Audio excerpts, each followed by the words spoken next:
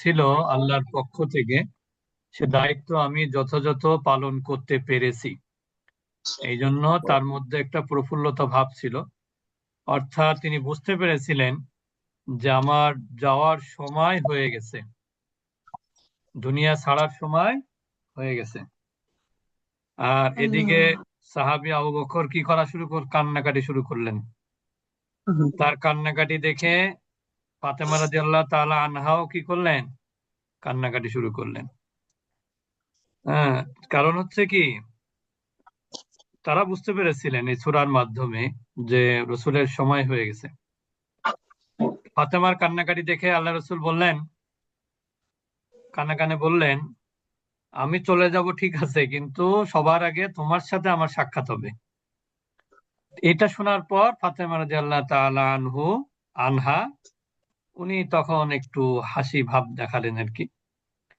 এটা সংক্ষেপে কথা, যেটা আমরা আসলে এগুলো, আমরা তো এগুলো বলবো বলি না, বা আমরা তাফসীর না, এটা আমরা শাব্দিক বিশ্লেষণটা আমরা চেষ্টা করব এখানে বলার। আর এখানে ইদা জাআ নাসরুল্লাহি ওয়াল ফাত, ইজা, যখনই দেখবেন কোথাও ইজা আছে, তখনই বুঝতে হবে এটা হলো, ইজাটা হচ্ছে জর্ফ।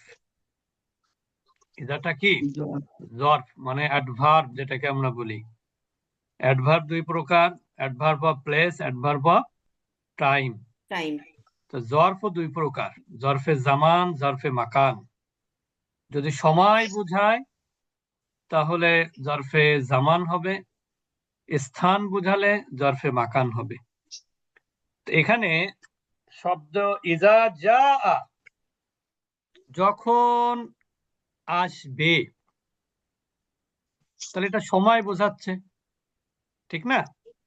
এখন এখানে তো যা শব্দটা অতীতকালীন ক্রিয়া। এখানে অনেকে আছেন যারা এখনো ক্রিয়া পড়েননি। যা শব্দটা কি? অতীতকালীন ক্রিয়া, যেটাকে আরবিতে বলে মাদি।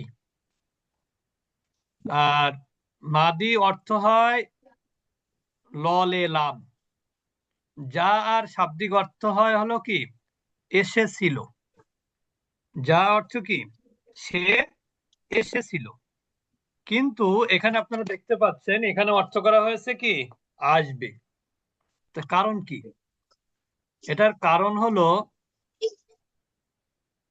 সাধারণত যেমন দেখেন ইংরেজিতে হোয়েন দিয়ে যখন কোনো বাক্য হয়, হোয়েন, তখন বাক্যের মধ্যে এরকম হয় অর্থটা, যখন সে আসবে তখন আমিও সেখানে যাব।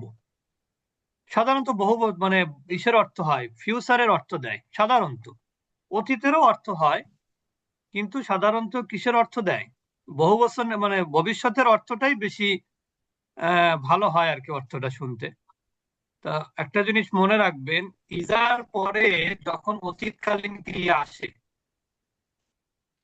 তখন সেটার অর্থ হয় ভবিষ্যতের অর্থ হয়। তখন সেটা কিসের অর্থ হয়? ভবিষ্যতের অর্থ হয়। ভবিষ্যতে। এখন পরবর্তী আচ্ছা। শব্দে কি বলা হচ্ছে? নাসরুল্লাহ। ইদা জাআ নাসরুল্লাহ, তাহলে কি আসবে? আল্লাহর সাহায্য, আল্লাহর মাদত। আমরা বলি না আল্লাহর মাদত বা আল্লাহর সাহায্য। তো যখন আল্লাহর সাহায্য আসবে, এখন প্রশ্ন হলো, এখানে তো বলা হচ্ছে যখন আল্লাহর সাহায্য আসবে। এই সূরাটাকে আসলে মূলত মক্কা বিজয়ের প্রতি ইঙ্গিত করা হয়। এই সূরাটাই কিসের প্রতি ইঙ্গিত করা হচ্ছে? মক্কা বিজয়ের প্রতি। কারণ আল্লাহ রসুল সাল্লাল্লাহু আলাইহি সাল্লাম মক্কা থেকে মদিনায় হিজরত করেছিলেন, কিন্তু এমনিতে না। মক্কাতে তার ইসলাম প্রচার প্রসারে বাধাগ্রস্ত হচ্ছিল, আর তাই আল্লাহর হুকুমে তিনি মক্কা থেকে মদিনায় হিজরত করেন। স্বাভাবিকভাবেই জন্মভূমির প্রতি মানুষের একটা অন্য রকম ভালোবাসা থাকে। যেমন আমরা দেখেন, যে যেখানেই থাকি না কেন, ঈদের সময় হলে আমরা কোন দিকে যাওয়ার প্ল্যান করি বলেন তো? হুম, নিজের জন্মভূমিতে। নিজের জন্মভূমিতে। এখন কামরুন্নারা তো আর চেষ্টা করে না, অন্যরা চেষ্টা করে নাকি? তা এই যে যে জন্মভূমির প্রতি ভালোবাসা, যে অনুরক্ত, এটা সবার মধ্যে আছে। হুব্বুল ওয়াতনি মিনাল ঈমান। বুঝতে পেরেছেন?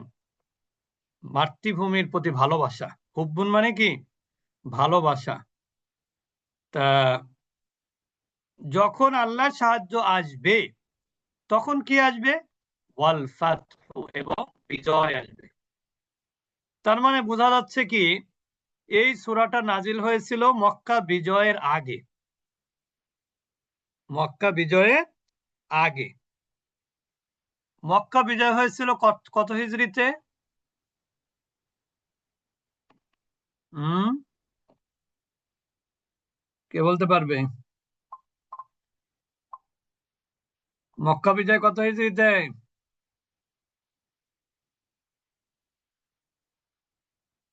কেউ বলবে না? হ্যাঁ, অষ্টম হিজরিতে। এখানে কিন্তু লেখাই আছে বইতে। কত হিজরিতে? অষ্টম হিজরিতে।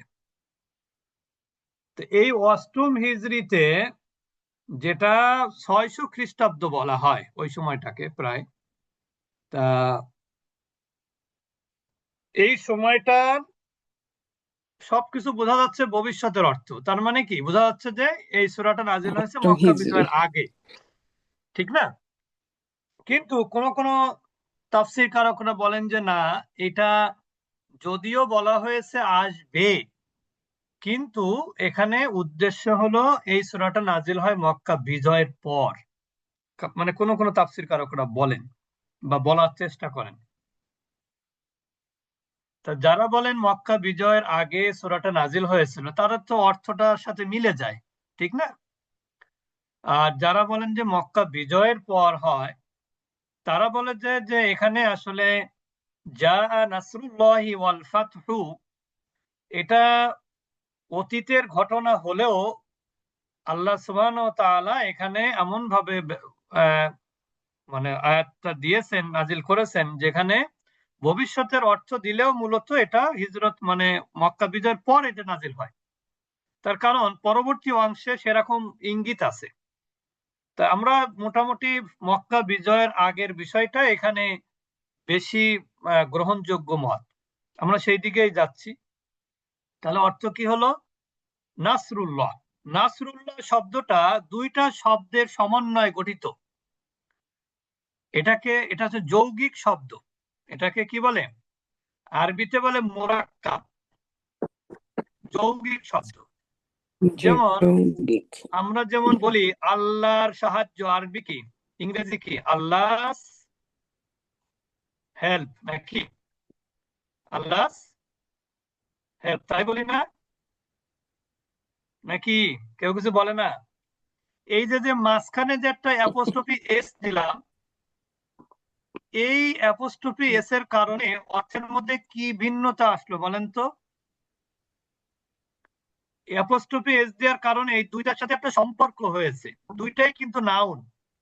আল্লাহ নাউন, যদিও এখানে হেল্প ভার্ব হিসেবে ব্যবহার হয়, আল্লাহস হেল্প যদি আমরা বলি, কিন্তু আসলে দুইটা নাউনের মত মানে হেল্প মানে তো অবশ্যই ভার্ব, কিন্তু অনেক সময় হেল্পটা নাউনের অর্থ দেয়। বা হেল্পিং আমরা বলি, হেল্পিং হ্যান্ড বলি না? তো এই যে দুইটার মধ্যে যে সম্পর্ক হলো, এটাকে আরবিতে বলে ইজাফাত। দুইটা নাউনে নাউনে সম্পর্ক হতে পারে। তারপরে কি হতে পারে? নাউনের সাথে প্রোনাউনের সম্পর্ক হতে পারে। তারপরে প্রোনাউনের সাথে কিসের সম্পর্ক হতে পারে? প্রিপোজিশনের সম্পর্ক হতে পারে, ঠিক না? তা যদি নাউনে নাউনে সম্পর্ক হয়, নাউনে প্রোনাউনে সম্পর্ক হয়, তাহলে সেটা হয় ইজাফাত। সেটা কি হয়? ইজাফাত। ইজাফাত যেটাকে আমরা দুই ভাগ করলে একটা হয় মুদফ, আর একটা কি? মুদফ ইলাইহি। আপনারা কি বুঝতে পারছেন কথাগুলো? হ্যাঁ, যেমন দেখেন একটা উদাহরণ দেই। মনে করেন এখানে একজনের নাম আছে রফিক। এখানে নাম আছে কার? রফিক। এখানে আছে একটা শব্দ হাউস। এটা কিন্তু এক একটা ইন্ডিভিজুয়াল দুটা নাউন, ঠিক না কামরুন নারাপা? এই দুইটাই কিন্তু এক একটা নাউন। এখন কি এদের দুইজনের সাথে কারো কোনো সম্পর্ক আছে? জি জি এই দুইজনের কি কোনো সম্পর্ক আছে পরস্পরের সাথে পরস্পরের?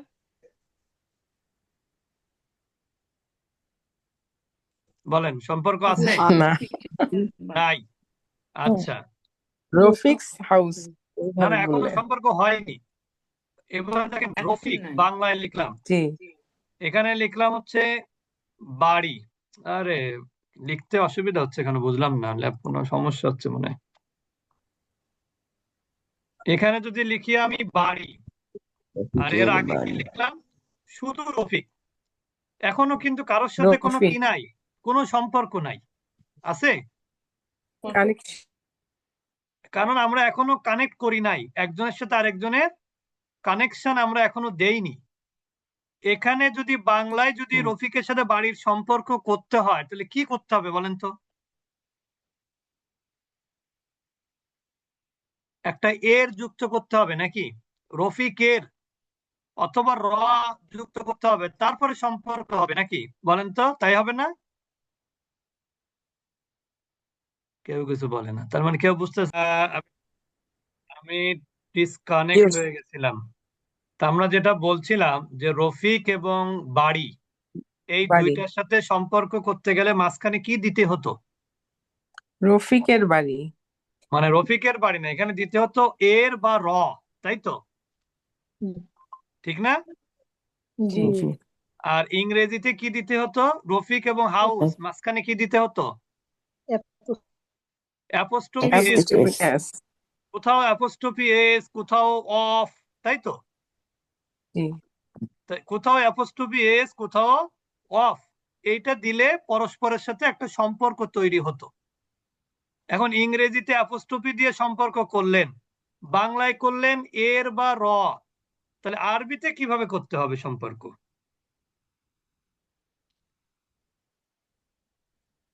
দেখেন, আমরা ইংরেজি লিখি কোন দিক থেকে? বাম দিক থেকে। বাংলা লিখি কোন দিক থেকে? বাম দিক বাম থেকে। দিক থেকে। যেমন দেখেন রফিক্স, আমার তো লিখতে অসুবিধা হচ্ছে কেন বুঝলাম। আচ্ছা, সাদা একটা বোর্ড, আচ্ছা এখানে লিখতেছি। লেখটার মানে ল্যাপটপে কোনো একটা সমস্যা হয়েছে। যেমন দেখেন রফিক্স,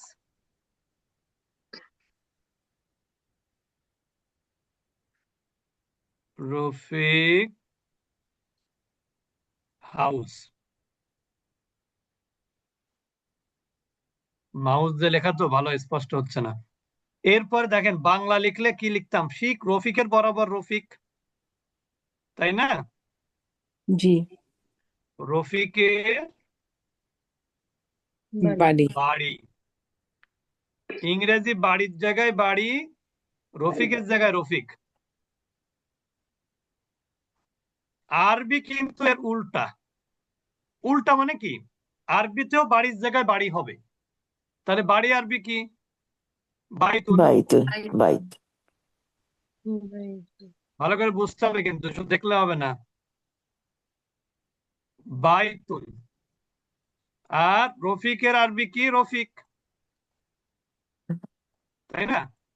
জি, তো আরবি লিখতে হয় ডান দিক থেকে। আরবি লিখতে হয় ডান দিক থেকে, ওই জন্য আল্লাহ ব্যবস্থা করে দিয়েছে বাম দিক থেকে তোমরা বাংলা লিখবা, ঠিক আছে, আরবি আর বাংলা হুবহু সমান সমান করে দিব। এখন দেখেন, এইটা হলো বাইতুন, এটা হলো রফিকুন, এখনো কিন্তু একজনের সাথে আরেকজনের কি হয়নি? সম্পর্ক হয়নি।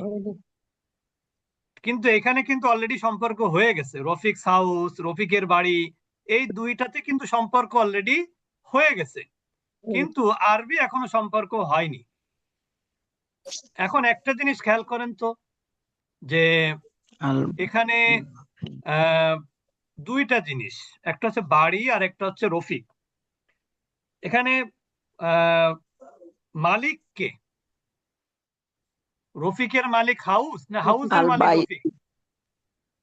আল বাইত। জি। নিজের মালিক আল রফিক। আমার প্রশ্নটা আগে বুঝতে হবে। আমি বলেছি এখানে অধিকৃত বস্তু কোনটা আর অধিকারে কার। এনে অধিকৃত বস্তু অধিকার কোনটা? রফিকের, বাড়ি অধিকৃত বাইতু।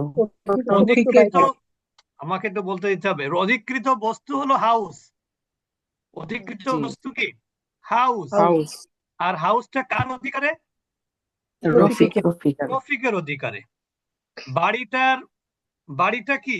একটা বস্তু, এটা কার অধিকারে? রফিকের অধিকারে। এখানে বাইতুনটা একটা বস্তু, ঠিক না? মানে জি। অধিকৃত বস্তু, আর এটা কার অধিকারে? রফিকের। রফিকের এখন মনে রাখবেন, অধিকৃত বস্তু হয় মুদফ। আরবিতে অধিকৃত বস্তু কি হয়? মুদফ। আর যার অধিকারে সেটা হয় মুদাফ ইলাইহি। আর মুদাফটা আগে থাকে, মুদাফ ইলাইহিটা পরে থাকে। আমি কি বোঝাতে পেরেছি? তাহলে জি। কি বললাম? অধিকৃত বস্তু হলো মুদাফ, আর যার অধিকারে সে হলো মুদাফ ইলাইহি। যেমন আমি যদি বলি রফিকের গাড়ি, তাহলে এখানে অধিকৃত বস্তু কোনটা? গাড়ি। গাড়ি। আর কার অধিকারে এটা? রফিকের। তাহলে কোনটা আগে আসবে আরবিতে? অধিকৃত বস্তু গাড়ি আগে আগে আসবে, আসবে। গাড়ি আগে আসবে, আর এটা মালিককে সেটা পরে যাবে। বুঝেছেন এবার? হুম। জি। তাহলে এখানে বাইতুটা কি? মুদাফ, আর রফিকটা হলো মুদাফ ইলাইহি। এখন মুদাফ ইলাইহির জন্য কিছু শর্ত আছে। মুদাফ ইলাইহির জন্য কি আছে? কিছু শর্ত আছে। এবার একটু খেয়াল করব আমরা, কারণ আমরা কিন্তু এখনো সম্পর্ক তৈরি করতে পারি নাই। আরবির সম্পর্ক আমরা এখনো করতে পারি নাই। মনে রাখবেন, মুদাফের জন্য শর্ত হলো মুদাফটা কি হবে না? আলিফ লাম হবে না, তানভিন হবে না। এখানে বাইতুনের মধ্যে কি আছে? তানভিন আছে না? তাহলে এখন তানবিনটাকে আমরা কি করব? ফেলে দিব। তাহলে থাকবে শুধু একটা পেশ থাকবে, বাইতু। বাইতু হবে। কারণ মুদাফটা কি হতে পারে না? তানবিনও হতে পারে না, আবার আলিফ লামও হতে পারে না। তাহলে হবে বাইতু। আর মুদাফ ইলাইহি যেটা, এটা সবসময় জের বিশিষ্ট হয়। রফিকিন। জের বিশিষ্ট মানে কি? মাজরুর হয়। তাহলে এখানে তো আছে রফিকুন, তাহলে এখন জের হলে কি হতো?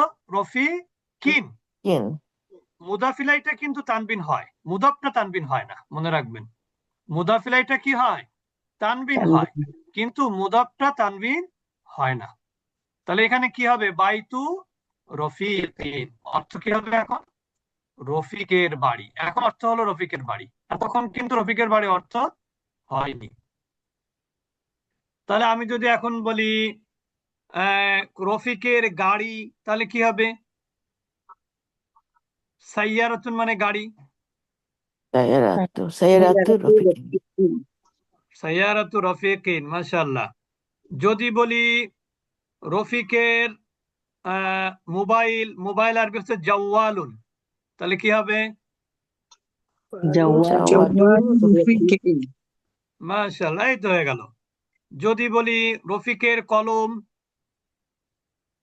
কালাম কলামু রফিকিন। বুঝতে পেরেছেন এবার? হ্যাঁ, এটাকে কি বলা হয়? মুদাফ মুদাফ ইলাইহি। প্রথম অংশটা মুদাফ, দ্বিতীয় অংশটা কি? মুদাফ ইলাইহি। বুঝেছেন এবার? তাহলে এখানে সাহায্যটা কার আসবে? আল্লাহ। আল্লাহ। তাহলে এখানে মুদাফ কোনটা? সাহায্য। মুদাফ কোনটা? সাহায্য। আর কার সাহায্য? আল্লাহর সাহায্য। তাহলে নাসরুল্লাহ, আল্লাহর সাহায্য কি আসবে? যখন আল্লাহর সাহায্য আসবে। আর কি আসবে? ওয়াল ফাতহু, এবং বিজয় আসবে। তার মানে আল্লাহর সাহায্য আসলে সেখানে বিজয় অবিসম্ভাবী। সেখানে আর কি হবে না? পরাজয় নাই। আল্লাহর সাহায্য যেখানে, সেখানে কোনো পরাজয় নাই। বুঝতে পেরেছেন? তাহলে এখানে সাবজেক্ট কোনটা বলেন তো? সাবজেক্ট নাসরুল্লাহ এবং ওয়াল ফাতহু। এই আশা কে আসবে? কে বা কি কি দিয়ে প্রশ্ন করলে, না কে দিয়ে প্রশ্ন করলে কি পাওয়া যায়? সাবজেক্ট সাবজেক্ট পাওয়া যায়, সাবজেক্ট পাওয়া যায়। কে দিয়ে প্রশ্ন করলে সাবজেক্ট পাওয়া যায়। যেমন আমি যদি বলি যে হু কেম হিয়ার, তাহলে আপনি কি বলবেন? নাম, কারণ নাম যে এসেছিল। হ্যাঁ, তাহলে আপনি বলবেন রফিক। আপনি বললেন কি, উত্তর এক কথা হয়ে গেল, রফিক। অথবা রফিক কেম হিয়ার বলতে পারেন। তাহলে এখানে সাবজেক্টটা কে? রফিক। এই রফিক। রফিকটা আসলো কি কি কি প্রশ্ন দিয়ে আসলো? রফিকের নামটা কে দিয়ে প্রশ্ন করার কারণে, ঠিক না? জি। তাহলে এখানে কি আসবে, কে আসবে বা কি আসবে? সাহায্য। সাহায্য আসবে, ঠিক আছে। নাসরুল্লাহ, আল্লাহর সাহায্য আসবে। ওয়াল ফাতহু, এবং বিজয় আসবে। তাহলে ইদা জাআ নাসরুল্লাহ, যখন আল্লাহর সাহায্য এবং বিজয় আসবে, তখন কি হবে? অরাআইতান নাসা ইয়াদখুলুনা, অরাআইতা, এবং রাআইতা, আপনি দেখতে পাবেন। রাআইতা মানে কি? তুমি দেখবে। এখানে রাআইতা অর্থ তুমি দেখবে। আল্লাহ সুবহানাহু ওয়া তাআলা আল্লাহ রাসূলকে বলছেন যে যখন বিজয় আসবে, যখন সাহায্য আসবে, তখন তুমি দেখতে পাবা। কাদেরকে দেখতে পাবা? আন-নাসা, মানুষদেরকে। এখানে কর্তাকে বলেন তো, তুমি দেখবে কাদেরকে দেখবে? নাসা, মানুষদেরকে।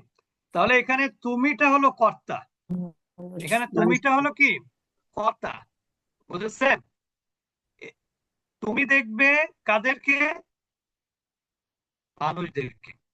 আমরা যদি মানে কাকে বা কি দিয়ে প্রশ্ন করি, তাহলে কি পাওয়া যায়? কর্ম। কে দিয়ে প্রশ্ন করলে পাওয়া যায় কর্তা। আর কাকে বা কি দিয়ে প্রশ্ন করলে কি পাওয়া যায়? কর্ম পাওয়া যায়। এখন বলেন, আপনি তো অর্থ জানেন না, তাহলে বুঝবেন কিভাবে যে কোনটা কর্তা কোনটা কর্ম?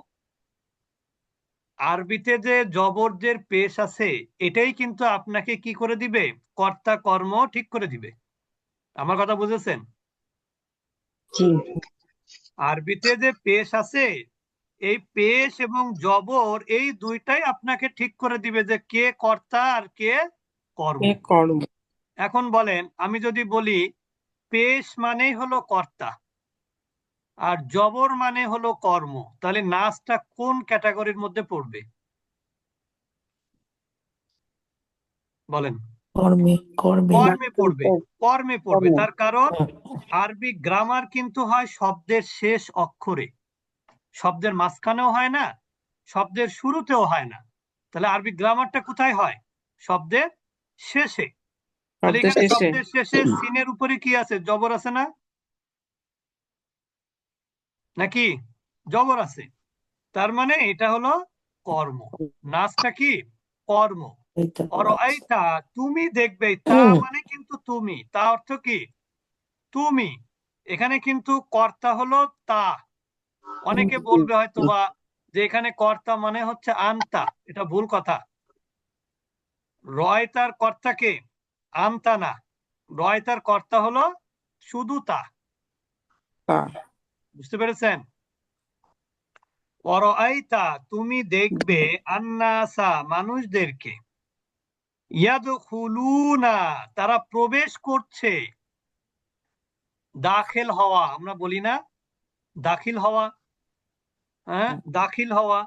তো দাখিল থেকে প্রবেশ করা। ইয়াদখুলুনা, তারা প্রবেশ করছে, কন্টিনিউয়াস টেন্স। অথবা এটার অর্থ করতে পারেন প্রবেশ করবে, ফিউচার ইনডিফিনিট টেন্স। ইয়াদখুলুনা, তারা প্রবেশ করছে কোথায়? ফি, মধ্যে, দিন, দিনের, আল্লাহ, আল্লাহ। তাহলে কিসের দিনের মধ্যে? আল্লাহর দিনের মধ্যে। এটাও কিন্তু মুদাফ মুদাফ ইলাইহি। এটা কি? মুদাফ মুদাফ ইলাইহি।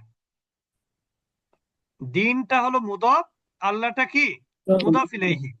আল্লাহর দিনে, দেখেন মাঝখানে একটা র আছে, আল্লাহর দিনে। তাহলে তারা প্রবেশ করছে আল্লাহর দিনে। কিভাবে? কিভাবে? দলে দলে। আফওয়াজা মানে কি? দলে দলে। আর্মিদেরকে কি বলা জানেন? ফৌজ। কি বলা হয়? সেনাবাহিনীদেরকে দলে দলে ফৌজ বলা হয়। দলে দলে দলে দলে আর আর্মির যে সেনা ফৌজ সদস্য আছে এদেরকে ফৌজ ফৌজ বলে, ফৌজ। অনেকে দেখবেন বলবে কি আমরা তো ফৌজের লোক, এই জন্য আমাদের মেজাজ একটু গরম থাকে সব সময়, ঠিক না? যারা ফৌজে চাকরি করে তারা কি একটু বলে যে তারা নাকি একটু টপ মেজাজের হয়। ফৌজিয়ান। হ্যাঁ, এটা আমাদের শামীমা সামাদাফা বলতে পারবে ভালো। কি আপা, কথা কি ঠিক না ভুল জানি না আমরা। আপা, শামীমা সামাদাফা বলেন। বলে তো তাই, তাই না? বলে তাই। কিন্তু আসলে কিন্তু তাই না সবার ক্ষেত্রে। হম। আচ্ছা, যাই হোক, তাই ইয়াদখুলুনা, তারা প্রবেশ করছে, ফি, মধ্যে, দীনিল্লাহ, আল্লাহর দিনে। দেখেন, এইটা হচ্ছে মুদাফ, দিনটা কি মুদাফ, কার দিন? আল্লাহর দিন। আল্লাহ দিন এটা মুদাফ মুদাফ ইলাইহি। এখন আমরা তো দেখতে পেলাম ফি, ফি কি জিনিস? ফি এর সেম ইংলিশ ওয়ার্ড কি যার জানেন? ইন। ইনটা কি ইংরেজিতে? প্রিপোজিশন, ঠিক না? ইংরেজিতে ইনটা কি প্রিপোজিশন, আরবিতে ফিটাও আরবি প্রিপোজিশন। যাবে আরবিতে ফিটা কি প্রিপোজিশন। প্রিপোজিশন। হ্যাঁ, প্রিপোজিশন। আরবিতে ফিটা প্রিপোজিশন হলেও অ্যারাবিক গ্রামারে এটাকে বলা হয় হরফে জার। হরফে জার কেন? জের প্রদানকারী। জার শব্দের অর্থ কি? জের প্রদানকারী। দেখেন, আমাদের প্রদান জারের করি বানান কিন্তু দুই রকম। একটা জার আছে হলো জিম আলিফ র, এই জার মানে কি জানেন? প্রতিবেশী। এই জার অর্থ কি? প্রতিবেশী। প্রতিবেশী। এই জারের বহুবচন কি জানেন? জিরন। জারের বহুবচন জিরন। ইংরেজি কি প্রতিবেশীর? নেইবার নাকি? আচ্ছা, ইয়াদখুলুনা ফি দীনিল্লাহি নেইবার আফওয়াজা, জি। যে তুমি দেখতে পাবে মানুষদেরকে তারা কি করছে? আল্লাহর দিনে দলে দলে প্রবেশ করছে। তার কারণ কি? আমাদের একটা মানুষের একটা মনস্তাত্ত্বিক একটা ব্যাপার আছে। আমরা কি করি জানেন? আমরা সবসময় পাওয়ারের কাছে থাকতে পছন্দ করি। পাওয়ার, ঠিক কিনা? হুম। যেখানে পাওয়ার সেখানে আমরা। দেখবেন যে বাংলাদেশে যখন যে সরকার থাকে, কিছু মানুষ আছে ফ্লটিং মানুষ, তারা সবসময় কোথায় থাকে? রাষ্ট্রীয় ক্ষমতায় থাকার চেষ্টা করে। তা যেহেতু মক্কা বিজয় হয়ে যাবে, মক্কা বিজয় হলে আপনি কি মনে করেন যে মক্কার সকল মানুষ কি মোহাম্মদকে অপছন্দ করত? হুম। সবাই কিন্তু না, অপছন্দ করতো না। অপছন্দ করতো কারা? যারা মূর্তি পূজক, যারা কাফির, তারা। কিন্তু কিছু জি। মানুষ ছিল যারা মোহাম্মদকে পছন্দ করলেও সেটা কি করতো না? প্রকাশ করতো না। কারণ অনুকূল পরিবেশ ছিল না তখন। যেমন মদিনাতে অনেক মুনাফিক, ইহুদি, তারা কিন্তু মোহাম্মদকে পছন্দ করত। তারা ইসলামকে মেনে মেনে নিয়েছিল, কিন্তু তারা অনেক দিন গোপনে ছিল। কিন্তু অনেক দিন অনেক ইহুদি, তারা কি ছিল? অনেক দিন নিজেদেরকে ইহুদি হিসাবেই সমাজে পরিচিত মানে পরিচিত হিসেবে পরিচিত ছিল, কিন্তু তলে তলে তারা কি ছিল? মোহাম্মদের ভক্ত। এখন যদি মোহাম্মদের দিন সুদিন আসে, তখন তারা কি আর গোপনে থাকবে? হুম। তারা কিন্তু আর গোপনে থাকবে না। এই জন্য মক্কা বিজয়ের পর কোন কোন বর্ণনায় আছে 70টা দল, বিভিন্ন এলাকা থেকে 70টা দল, মানে এক একটা দলে তো এক দুইজন না, এরকম 70টা দল এরকম এসে আল্লাহ রসুলের হাতে বায়াত গ্রহণ করেছিল, অর্থাৎ ঈমান এনেছিল। তারা আগের থেকেই এগুলো জানতো মানতো, কিন্তু প্রকাশ্যে তারা আসেনি। এই জন্য মক্কা বিজয় হচ্ছে আল্লাহ রসুলের জন্য সব থেকে কি বড় সফলতা। তো এই জন্য তারা কি করেছে, দলে দলে আল্লাহর দ্বীনে প্রবেশ করেছে। এখন যেহেতু মক্কা বিজয় হলো আল্লাহর সাহায্য নিয়ে, আর মানুষরা দলে দলে ইসলামে প্রবেশ করছে, মুহাম্মাদের তো কিছু দায়িত্ব আছে নাকি, আছে না? জি জি। এই জন্য আল্লাহ তাআলা বলছেন ফাসাব্বিহ বিহামদি রাব্বিকা ওয়াস্তাগফির। ফা মানে কি সুতরাং, ফা মানে সুতরাং, সুতরাং সাব্বিহ মানে কি তুমি তাসবিহ পাঠ করো, আল্লাহর গুণগান গাও। গাও। কি দিয়ে গাও? বিহামদি প্রশংসা জ্ঞাপক শব্দে, শব্দের মাধ্যমে। অর্থাৎ তুমি আল্লাহর প্রশংসা করো। জি তাসবির মধ্যে কিন্তু আল্লাহর প্রশংসা আছে, সুবহানাল্লাহ, আলহামদুলিল্লাহ, প্রশংসা আছে না?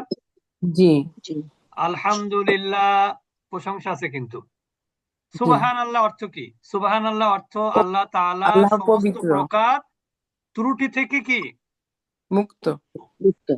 আল্লাহ তাআলা সকল মানবীয় ত্রুটি থেকে ত্রুটি থেকে মুক্ত। মুক্ত, ঠিক না? আবার আলহামদুলিল্লাহ এটা তো এমনিতেই প্রশংসা, যাবতীয় প্রশংসা সকল আল্লাহর। প্রশংসা। তা এই জন্য আল্লাহ তাআলা বলছেন যেহেতু তুমি আমার সাহায্য তোমার কাছ তুমি পাবে, তুমি মক্কা বিজয় লাভ করবে, তাহলে তোমার কি হবে, এরপরে তোমার উচিত হবে, যেহেতু অনেকেই তখন ইসলামের সুশীতল ছায়াতলে আশ্রয় নিবে, সুতরাং তোমার উচিত কি হবে, সাব্বিহ বিহামদি, তুমি তাসবিহ পাঠ করো আল্লাহর গুণবাচক শব্দের মাধ্যমে। যদি এটা ওইভাবে ব্যাখ্যাটা এরকমই, রব্বিকা তোমার রবের। এখন দেখেন আমি একটু আগে কিন্তু বলেছি আপনাদেরকে যে নাউনে নাউনে শুধু কি হয় না, সম্পর্ক হয় না, বরং নাউনের সাথে প্রোনাউনেও কিন্তু সম্পর্ক হয়। যেমন এখানে বলেন হিস, হিস বা হিম,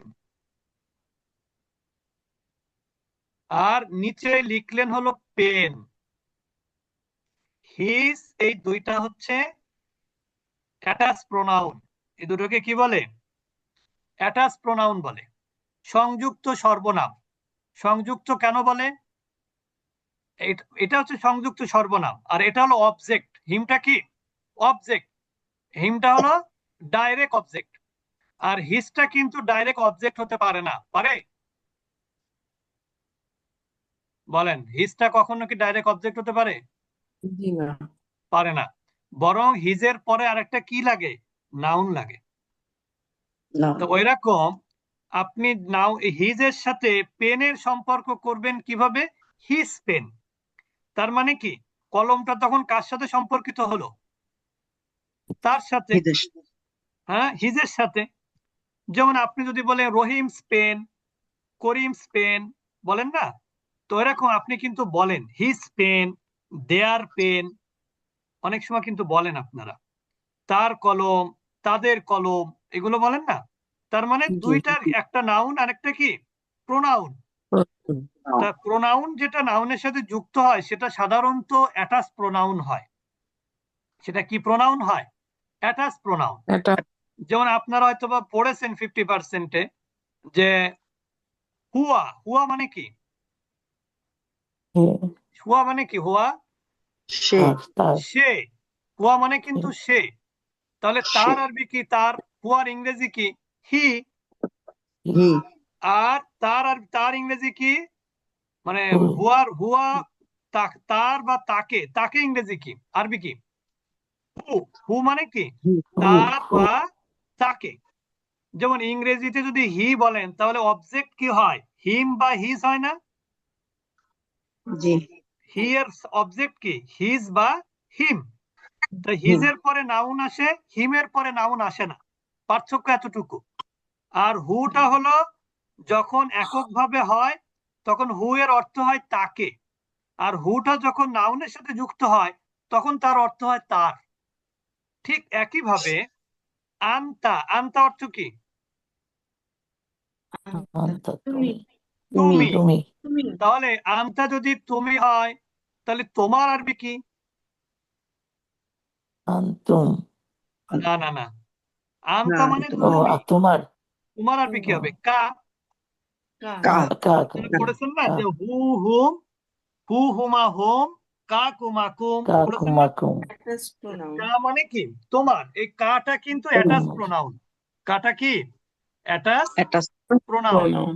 এই কাটা কিন্তু সাধারণত কোনো নাউনের সাথে যুক্ত হয়, নাউনের শেষে আসে, অথবা কোনো ভার্বের সাথে যুক্ত হয়। যেমন ভার্বের সাথে কিভাবে যুক্ত হয়? আপনি যদি বলেন যে আই হেল্প ইউ, তখন এই হেল্প ইউ এটা কি হলো? ডাইরেক্ট অবজেক্ট হলো না? হুম। জি। কিন্তু আমি যদি বলি যে আই উইল মানে I took your pen, I took your pen যদি বলি, তাহলে ইউর পেন, ইউটা তখন কি হয়ে গেল? নাউনের সাথে যুক্ত হয়ে তোমার হয়ে গেল নাকি? হুম, না, জি। বুঝতে পেরেছেন তো? তোমার হলো। ইউটা তোমার জি। পেন, তার মানে কি? Your pen. আরবিতে কিন্তু এরকম কা মানে হচ্ছে তোমার, তুমি অথবা কা মানে তুমি হচ্ছে কি? তোমাকে। ইংরেজিতে যদিও তোমাকে ইউ এবং ইওর হয়, ইউ মানে তোমাকে, ইওর মানে তোমার। আরবিতে কিন্তু দুইটা লাগে না, আরবিতে একটাই, কখনো তোমার হয় অর্থ, আবার কখনো হয় তোমাকে। এখন প্রশ্ন হলো, কখন তোমার হয়? যখন এটা নাউনের সাথে যুক্ত হয়। কখন তোমাকে হয়? যখন এটা ভার্বের সাথে যুক্ত হয়। বুঝতে পেরেছেন? জি। এখানে কিসের সাথে যুক্ত হয়েছে কাটা?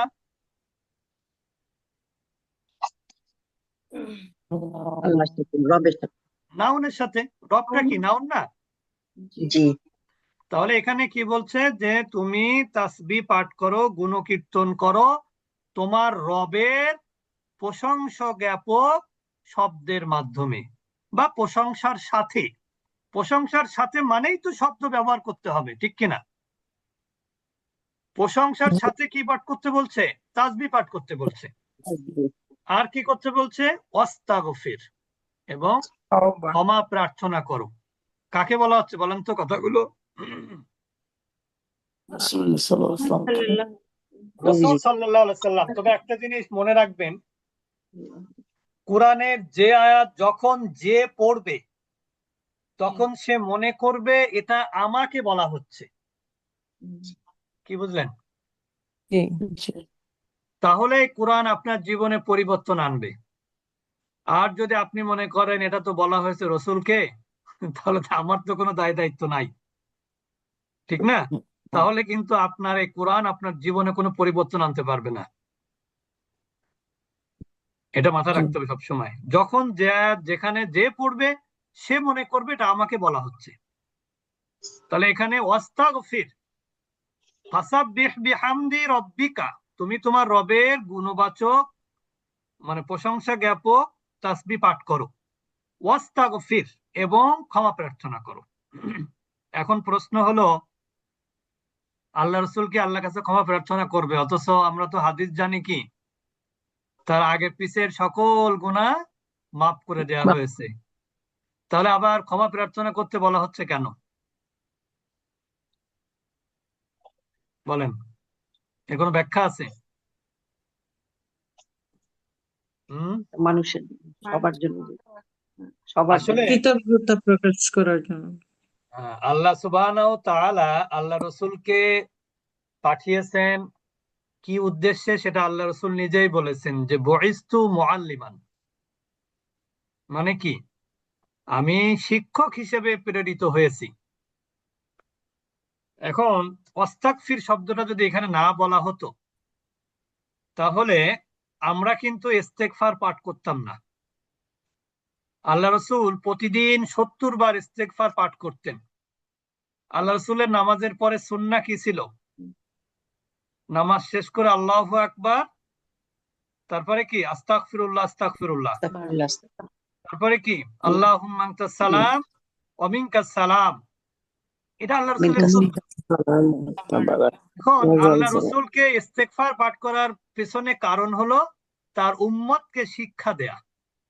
এটা একটা উত্তর। আরেকটা কি, আল্লাহ রসুলের মেয়ে ফাতেমা রাদিয়াল্লাহু তাআলা আনহা একবার জিজ্ঞেস করতেছিলেন যে বাবা, তোমার তো আগে পিছের সকল গুনাহ মাফ করে দেয়া হয়েছে, তা তুমি কেন এরকম রাত জেগে ইবাদত করো? হ্যাঁ, তোমার পা ফুলে যায় ইবাদত করতে করতে, দাঁড়াতে দাঁড়াতে। আল্লাহ রসুল একটা কথা বলেছিলেন যে আফালা আকুনা আবদান আমি শাকুরা, যে আমি কি আল্লাহর সব থেকে বড় কৃতজ্ঞ বান্দা। কৃতজ্ঞতা প্রকাশকারী বান্দা হব না? আমাদের সমাজে কিছু মানুষ আছে যারা কিছু পেলে আর ওইদিকে আর ফিরে তাকায় না। আবার কিছু মানুষ আছে কারো কাছ থেকে কোনো কিছু পেলে তার ঋণ পরিশোধের জন্য সে কি হয়ে থাকে, উদ্গ্রীব হয়ে থাকে, ঠিক না? জি তা আল্লাহ রসুল সাল্লাল্লাহু আলাইহি সাল্লামের যেহেতু আগের পিছের সকল গুনাহ মাফ করে দেওয়া হয়েছে, এই জন্য তিনি আল্লাহর প্রতি বেশি কৃতজ্ঞতা প্রকাশ করেছেন জি এবং তিনি ইস্তেগফার পাঠ করেছেন। আর ইস্তেগফারের ব্যাপারটা কেউ কেউ বলেছেন যে এটা আল্লাহ রসুল আমাদেরকে শিক্ষা দেওয়ার জন্য আল্লাহ তাআলা বলেছেন। আরেকটা হলো, আল্লাহ রসুল কোনো পাপ করেননি, কিন্তু আল্লাহ রসুলের কোনো কোনো ক্ষেত্রে কোনো সিদ্ধান্ত, কোনো সময় আল্লাহ রসুল কি ভুল সিদ্ধান্ত নিয়েছেন, পাপ না এটা। যেমন বদরের যুদ্ধে আল্লাহ রসুল কি করলেন, যারা বন্দী হলো কাফেররা, তাদের ব্যাপারে সিদ্ধান্ত নেয়ার জন্য সাহাবীদের সাথে মিটিং করলেন। সেই মিটিং এ ওমর রাদিয়াল্লাহু তাআলা আনহু বলেছিলেন ওদেরকে হত্যা করে ফেলেন। কাদেরকে? যারা বন্দী হয়ে আসছে, বন্দি বন্দীদেরকে হত্যা করেন। কিন্তু আল্লাহ রসুল কি করলেন? আল্লাহ রসুল হত্যা করলেন না, না করে তিনি যারা ফিদিয়া দিয়ে, মানে জরিমানা দিয়ে যারা মুক্তি পাওয়ার সুযোগ ছিল, তারা জরিমানা দিয়েই কি হয়েছে, মুক্তি পেয়েছে। আর যাদের জরিমানা দেওয়ার ক্ষমতা ছিল না, তারা কি করেছে, টিচার হয়ে গেছে মুসলমানদের। তারপরে তাদেরকে মুক্তি দিয়েছেন আল্লাহ রসুল। তা আল্লাহ সুবহানাহু ওয়া তাআলা ওমর রাদিয়াল্লাহু তাআলা আনহু এর প্রায় কোন বর্ণনা এরকম আছে 20টা বা 22টা মতামত আল্লাহর কাছে প্রিয় ছিল। সেই মতামত গুলো আল্লাহর কাছে কি পছন্দনীয় ছিল। তার মধ্যে এই একটা মতামত যে ওই বদরের যুদ্ধে যারা বন্দী তাদেরকে কি করে ফেলা, হত্যা করে ফেলা। আল্লাহ তাআলা কিন্তু সেটাই চেয়েছেন, কিন্তু আল্লাহ রসুল কি করেছেন, সেটা করেননি। এটা একটা তার সিদ্ধান্তগত কি ছিল, সিদ্ধান্ত ভুল ছিল, পাপ না এটা। আবার অনেক সময় দেখা গেছে যে বিভিন্ন সময় যুদ্ধে যাওয়ার জন্য আল্লাহ রসুল যখন সবাইকে আহ্বান জানাতেন, তখন মুনাফিকরা কি বলতো, মুনাফিকরা বিভিন্ন অজুহাত পেশ করত। কিন্তু অনেক ক্ষেত্রে আল্লাহ রসুল কিন্তু জানতেন যে এটা মিথ্যা কথা, কিন্তু আল্লাহ রসুল তারপরে কখনো প্রেসার দেননি। হ্যাঁ, আল্লাহ তাআলা ওহী নাজিল করেছেন যে ওরা যখন তোমার সামনে আসে তখন বলে কি আমরা ঈমান এনেছি, আর যখন তারা তাদের, ওই যে আজকে বাকারায় পড়লাম না আমরা, যখন তারা তাদের বন্ধু শত্রুদের শয়তানদের কাছে যায় তখন তারা কি বলে, আমরা তোমাদের সঙ্গেই আছি। হ্যাঁ, তো ওরা কিন্তু নামাজে আল্লাহ রসুলের পিছনে তারা নামাজ পড়তো প্রথম রাকাতে, মুনাফিকরা। বুঝতে পেরেছেন? তারা বোঝানোর চেষ্টা করতো যে আমরা মুহাম্মাদের জি উপর ঈমান এনেছি, আল্লাহর উপর ঈমান এনেছি, অথচ তারা কি কারোর উপরেই ঈমান আনেনি। তারপরে দেখেন আল্লাহ রসুল যখন ইমান মক্কা থেকে মদিনায় গেলেন, তখন উনি দেখতে পেলেন মদিনাবাসীরা কি করছে, খেজুর গাছের পরাগায়ন করছে। এখন আল্লাহ রসুল তো নিজের কোনো ব্যাপারে কিন্তু নিজে সিদ্ধান্ত দিতেন না, বিশেষ করে দিনের ব্যাপারে তিনি অপেক্ষায় থাকতেন, আল্লাহর ওহী নাজিলের অপেক্ষায় থাকতেন, ঠিক না? কিন্তু দুনিয়াবি যে বিষয়গুলো ছিল এইগুলোর ব্যাপারে অনেক সময় তিনি মানে বুঝতে পারতেন না যে কোনটা সঠিক কোনটা বেঠিক। মানে এটা গুনাহের ব্যাপার না, কিন্তু কিন্তু এটা দুনিয়ার স্বার্থ সংশ্লিষ্ট বিষয় ছিল তখনকার। এই জন্য কিছু কিছু ভুল উনি সিদ্ধান্ত নিয়েছেন ভুল, কিন্তু গুনাহের কাজ করেননি কখনোই। এই জন্য কেউ কেউ বলেন যে আল্লাহ তাআলা তাকে ইস্তেগফার পাঠ করতে বলেছেন। আসলে এটা মূল কথা না, মূল কথা হচ্ছে ইস্তেগফারটা তার উম্মতকে যেন তিনি শিক্ষা দিতে পারেন। এই জন্য আল্লাহ তাআলা আল্লাহ রসুলকে বললেন যে তুমি ইস্তেগফার পাঠ করো, তার গুনাহের জন্য না। এরপর আমরা চলে যাচ্ছি পরবর্তী আয়াত। ইস্তেগফার এটা হচ্ছে গফারা। গফারা শব্দ থেকে ক্ষমা ক্ষমা করা। আর যখন ইস্তেগফার, এগুলো আপনারা বুঝবেন না যেহেতু নতুন, এটা একটা ফর্মের একটা ব্যাপার আছে। এরপর আমরা চলে যাব পরবর্তী আয়াতে, ইন্নাহু কানা তাওয়াবা। দেখেন, ইন্নার সাথে যখন এই হুটা কি অ্যাটাচ প্রোনাউন, এই হু এর অর্থ কি বলেন তো? আল্লাহকে বলা হচ্ছে, তিনি আল্লাহকে। হু এর অর্থ হলো তার বা তাকে, তাই অর্থ হয় না? জি আমরা একটু আগে পড়লাম না যে হু মানে তার, হুম মানে তাদের, কা মানে তোমার, কুম মানে তোমাদের। তা হু এর অর্থ কি হয় তাহলে? তার বা, অথবা কি হয়? তাকে। হু মানে কি তার বা তাকে। কিন্তু যখন এই হুটা ইন্নার সাথে যুক্ত হয় তখন তাকে বা তার অর্থ হয় না, তখন এটা হয় তিনি। এটাকে বলে ইন্নার সাথে যখন কোনো অ্যাটাচ প্রোনাউন থাকে তখন সেটা অর্থ দেয় ডিটাচ প্রোনাউনের। ডিটাচ প্রোনাউন কোনগুলো? হু এর ডিটাচ কি বলেন তো? হুয়া। তাহলে কা এর ডিটাচ কি? কা এর কে বলতে পারবে? কা, এটার ডিটাচ প্রোনাউন কি? আন্তা। আনতা। মাশাআল্লাহ। তাহলে কা এর ডিটাচ প্রোনাউন হলো আনতা। বলেন তো কুম, এটার ডিটাচ কি? আন্তুম। মাশাআল্লাহ। এই তো, তাহলে মনে রাখবেন ইন্নার সাথে কখনো ডিটাচ প্রোনাউন থাকে না। ইন্নার সাথে সবসময় অ্যাটাচ প্রোনাউনই আসে, কিন্তু অর্থ হয় ডিটাচ প্রোনাউনের। যেমন ইন্নাহু মানে কি? নিশ্চয় তিনি। তাহলে ইন্নাহুম অর্থ কি হবে? ইন্নাহুম অর্থ কি হবে? নিশ্চয় তারা। ইন্নাকা অর্থ কি হবে? ইন্নাকা অর্থ কি হবে? নিশ্চয় তুমি। ইন্নাকা মানে কি? নিশ্চয় তুমি। ইন্নাকুম অর্থ কি? নিশ্চয় তোমরা। তারপরে কি? ইন্নী অর্থ কি? নিশ্চয় আমি। ইন্না নিশ্চয় আমরা। আমরা আর না কুরা, এজন্য আমরা। আমরা ইন্নাহু কানা নিশ্চয় তিনি, এই তিনি মানে হচ্ছেন আল্লাহ। কানা মানে হচ্ছেন হন। তাওয়াবা মানে কি? তওবা কবুলকারী। এইটা শোনেন, এটা যদি আল্লাহর দিকে হয় সম্পর্ক তাহলে অধিক তওবা কবুলকারী। বান্দা বারবার তওবা করবে আর আল্লাহ তাআলা কি করবেন? বারবার তাকে ক্ষমা করে দিবেন। বুঝতে পেরেছেন? তো আমরা আজকে আর মনে হয় গ্রামার পাঠে যেতে পারছি না, আমাদের সময় শেষ হয়ে গেছে। আমরা গতকাল যেটা গ্রামার পড়েছিলাম ওইটা আজকে আর পড়া হচ্ছে না। তো এর মধ্যে অনেক গ্রামার তো আপনারা জেনেছেন। আজকে ক্লাসটা ভালো করে রেকর্ডটা শুনবেন, দেখবেন অনেক কিছু জানা হয়ে যাবে এবং সহজ